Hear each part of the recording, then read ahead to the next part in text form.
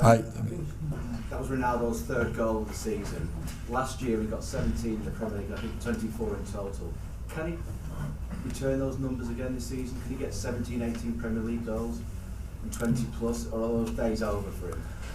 It's up to him, but I think when you collect all the chances he creates, the team creates for him in the last weeks he was there, and you see he's still capable to get in the right positions, and I know he's capable to finish them. So it's possible, yeah. Rob. You've had some good results against teams that the big sides that wanted to attack you, but when you've got a team like Westham who may defend a little bit deeper, do you think that your team are becoming used to that and are finding ways to break those times of the team down? Oh, we have seen today, but obviously Sunday there's a better quality. They defend even better. They are physical better. They are technical better. So that's going to be tough, and we have to be really good on the ball, be really dynamic, especially to find gaps. We are aware of that, and then you have to be good because they have good counters. So from there on, it was a good warm up. But Sunday will be much more tougher. We are aware of that. Neil. Does it follow that Cristiano still has to fight his way back into the Premier League team, which is really your first 11 rather than the Europa League team? Yeah, I know that that some see like this, but I don't have a Europe team or I don't have a Premier League team. It's about I look to the opponent, what we need against such opponent. Now I have to focus me on Newcastle on Westham United for Sunday, and then we will pick the team to start, but also to have plan B or plan C in the pocket to win that game, and that is what we need finally, to win games. And therefore we not only need 11 players, we need the whole squad. But that with Marcus up front and Bruno behind, with the two wide players, that has been working well for you. I think that worked well, but I think tonight with Cristiano and Marcus in the back, that worked well. That worked very well. I was happy that, and I must say also Donny came in the last part. He had also some good positions, and so in between the lines, and I think also that combination was good. Paul. You mentioned Donny there, Eric. How pleasing is it that he's back, and what do you want to see from him in the next few weeks? Yeah, he was long out, so I was happy to give him some minutes because you need that to get in the right form. But you have to work himself back. He's not even 1 week in training, same as Harry Maguire. So I was really happy to bring and Donny and Harry to give them minutes because we need him in the coming weeks. Could he play for you regularly if he keeps kind of applying himself properly? When you analyze the season so far, then if he was available, he should get his chance. Because we need goals, and I know Donny is real good in the position to score goals, but also is really good in defense transition. Eric, is Anthony Martial likely to play before the season's halted for the World Cup? Oh, I hope, but he's making progress. He's outside and he's working there, so he's on the pitch. So we are waiting for his step back in team training. And I know you don't want to look too far ahead, but is it safe to say that next year, given the situation with the attackers, that you wouldn't want a striker? I think at this moment we are not focusing on that. In this moment we have to work on to develop our team, develop our attacking department, our attacking game, and we have strikers and we have good ones. Now we are working on progress on that. Last two questions, Simon and Simon. Eric, just follow up the Anthony Martial question. You seemed fairly confident a couple of weeks back, I think it was, that he would be returning soon. Has there been a setback? What exactly is the issue? Yeah, he had a setback as he fell out against Everton with his back, and so he had some injuries. It was really frustrating for us, but also for him. And we have seen he played good in pre-season. He has really less minutes, but he scored already 3 goals. He had in Everton, he had also an important role with the first goal, his assist on Anthony. It would be really good to have him back because he can make a difference. He can score goals, but also in linking up, he's really important. And the pressing from him is really good. Eric, you've spoken a lot about your attacking players. How important is it to get more goals from this team? You just noticed you've got 16 in the Premier League. Man City have got 36, Arsenal have got 25.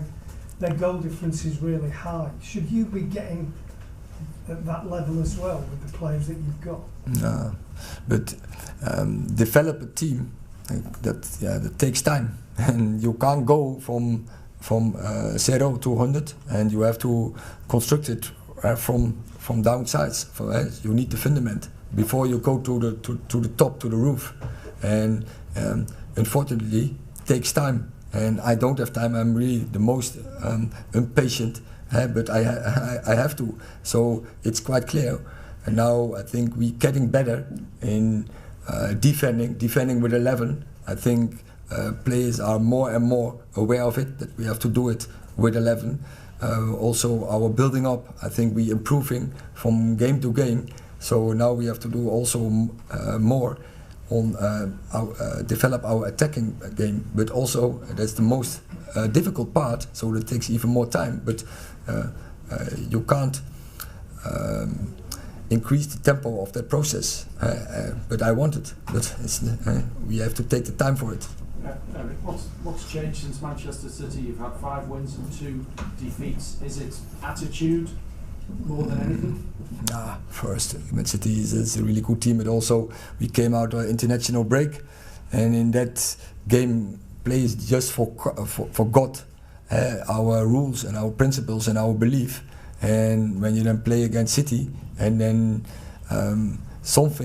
one player makes a mistake, then it's like a pack of cards, and it didn't work. That we have seen on that night, on that day, and then you see also, then is it massive.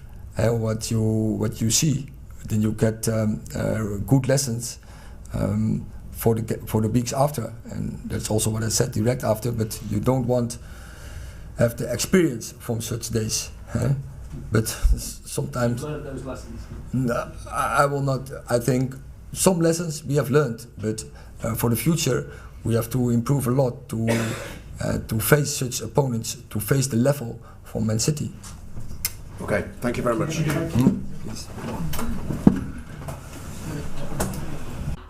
it's never easy to watch Manchester United in those early exchanges in this competition, and so it turned out again, Don. Yeah, it's been sort of the watch when we've been watching them this season. The first half's been a little bit of a struggle, take time to get going, but you've always got a sense with the quality that they've got on the pitch, it's just a matter of time. And I think Erik ten Hag subbed it up. The first half an hour was a hard watch. They weren't really going anywhere.